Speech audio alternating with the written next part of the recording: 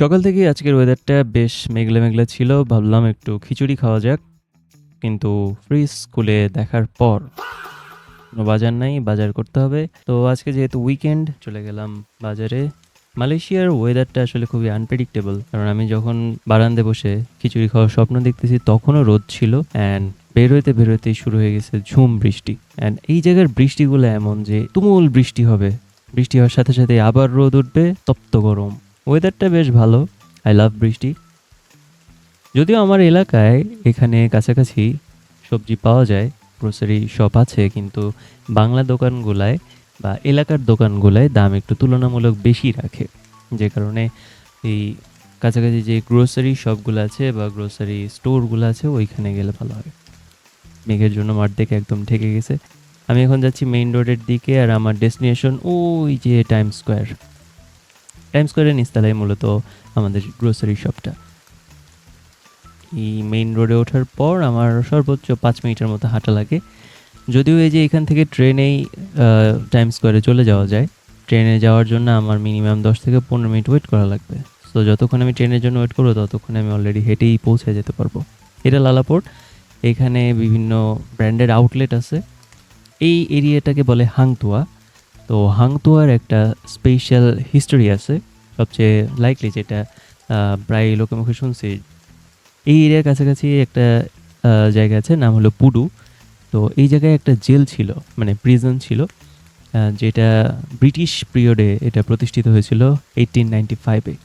তো লোকে মুখে প্রচলিত এই গল্পগুলোতে বলা হয় যে জেলটার ভেতর নাকি অদ্ভুত অদ্ভুত শব্দ, ভৌতিক মূর্তি, তারপরে প্রচণ্ড রকম অস্বাভাবিক ঠান্ডা, এইসব এক্সপিরিয়েন্স করতো মানুষ। তো যেই কারণে এই জায়গাটাকে একটু ভৌতিক নাম দেওয়া হয়েছে হাংতুয়া। যে ট্রেন আসতেছে এগুলোকে এখানে বলে মোনোরেল। আমরা সচরাচর বাংলাদেশে যেটা মেট্রো রেল নামে চিনি, এখানে এটা মোনোরেল নামে বেশি পরিচিত।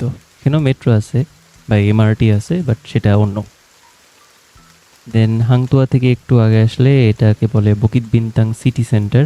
এই লালাপোর্টের সাথেই কানেক্টেড। অ্যান্ড ওই যে ওই ট্রেনটা যাচ্ছে যেটার জন্য আর কি আমি ওয়েট করলে হয়তো এই ট্রেনে আমি চলে যেতে পারতাম। সো অলমোস্ট আমি চলে আসছি। এই যে আমার হাতের ডান পাশেই টাইম স্কোয়ার।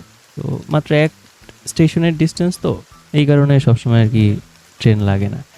তবে মালয়েশিয়ায় এই জিনিসটা খুব ভালো লাগে যে সবাই এই ট্রাফিক রুলসের ব্যাপারে বেশ রেসপেক্টফুল, খুব নিয়ম মেনে রাস্তা পার হয়। অ্যান্ড এখানে রং সাইড দিয়ে গাড়ি মানে আমি দেখি নেই বলা চলে। এই যে এই স্টেশনটায় এসে ওই ট্রেনটা থামে অ্যান্ড এটা ডিরেক্ট নিয়ে যায় টাইম স্কোয়ারের সেকেন্ড ফ্লোরে। তো যারা মালয়েশিয়া আসবে ওরা ডিরেক্ট আসতে পারে। অ্যান্ড এই যে আমি চলে আসছি গ্রাউন্ড ফ্লোর এলজিতে, কেএফসির পাশেই এনএসকে গ্রোসার। অ্যান্ড এইখানে সব রকম জিনিস পাওয়া যায়, লাইক এটা আমাদের বাংলাদেশের ওই স্বপ্নর মতো, স্বপ্ন, আগোড়া, প্রিন্স, এইচ অ্যান্ড এভরিথিং এখানে পাওয়া যায়। অ্যান্ড এখানকার শপিংয়ে যেটা সবচেয়ে বেশি ভালো লাগে যে সব আইটেম দেওয়া থাকে, যে যার যার পছন্দের মতো নিজের যেটা যেটা ভালো লাগে সেটা নিয়ে যতটুকু কোয়ান্টিটি, কেউ যদি এখন একটা মরিচও নিতে চাই এখান থেকে নিতে পারবে। যেমন আমি মরিচ নেওয়ার আগে জাস্ট 2টা শসা আর একটা গাজর নিয়েছি। সো ইন টোটালে লাইক আমি আমার সাপ্তাহিক একটা বাজার করলাম, যেটা অ্যারাউন্ড আমার 22 রিঙ্গিতের মতো আসছে। তো খুব রিজনেবল প্রাইসে পাওয়া যায়, কারণ এখানে বাজারের জন্য এক্সপেন্স অত বেশি হবে না। আমি শিওর না বাজার করা শেষ, বৃষ্টি হচ্ছে কি না বাইরে গেলে বোঝা যাবে। বাইরে কি বৃষ্টি হচ্ছে? হচ্ছে বৃষ্টি হচ্ছে, আবে হুঁয়ে দিচ্ছে বৃষ্টি হুঁয়ে দিচ্ছে। তো বৃষ্টি যেহেতু হচ্ছেই, আমি এখন গ্র্যাব নেব না। গ্র্যাব হলো এখানকার উবারের মতো। গ্র্যাবে এখন মনে করো এখান থেকে আমার বাসার ডিস্টেন্সে গ্র্যাবের ভাড়া আসে ইউজুয়ালি 5-6 টাকা, 5-6 রিঙ্গিত। কিন্তু এখন বৃষ্টির জন্য এটা মিনিমাম 15 থেকে 20-25 রিঙ্গিতও আসতে পারে। তো হাতে যেহেতু বাজারের ব্যাগ আছে, আমি এখন আর হেঁটে যাব না, ইভেন বৃষ্টিও পড়তেছে। তো এই এসকেলেটর দিয়ে আমি এখন ট্রেনে উঠে যাব। মালয়েশিয়ার এই জিনিসটা খুব ভালো লাগে যে যেই জায়গায় আমি যেতে চাই না কেন, কাছাকাছি যে কোনো ডিস্টেন্সে আমার ট্রেন ডিস্টেন্স আছে। খুব এমার্জেন্সি দরকার হলে আমি গ্র্যাব ইউজ করি, আদারওয়াইজ এখানকার পাবলিক ট্রান্সপোর্ট বেশ ইউজার ফ্রেন্ডলি। সবাই এখানে টিকিট কাটতেছে, বাট আমি টিকিট কাটবো না, কারণ আমার কাছে আছে র্যাপিড পাস।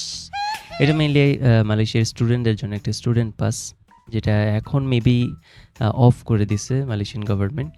এইটা মালয়েশিয়া আসার পর স্টুডেন্টরা ইউনিভার্সিটি থেকে অফার লেটার নিয়ে, অথরাইজেশন লেটার নিয়ে এই কার্ডটা ইস্যু করে, যার ফলে এটার জন্য সব জায়গায় হাফ ভাড়া ইস্যু হয়। তো যেই ভাড়া আমার লাইক 1 টাকা 1.5 টাকা ডিস্টেন্সের ভাড়া আমার এখন 50 পয়সা লাগবে যেতে। তো ট্রেন চলে আসছে। এখানকার মোনোরেলটা কাইন্ড অফ বাংলাদেশের মেট্রো রেলের মতোই ভেতরে, জাস্ট বসার জায়গা একটু কম। এখানে ম্যাক্সিমাম মানুষ দাঁড়ায় যেতেই কমফোর্ট ফিল করে। ইভেন আমি এমনও দেখছি সিট ফাঁকা থাকবে, তাও মানুষ দাঁড়াই থাকে। এই রোড দিয়েই আমি আর কি হেঁটে আসছিলাম, জাস্ট একটা স্টেশন, এই সেম রোডটাই আবার ট্রেনে চলে যাচ্ছি।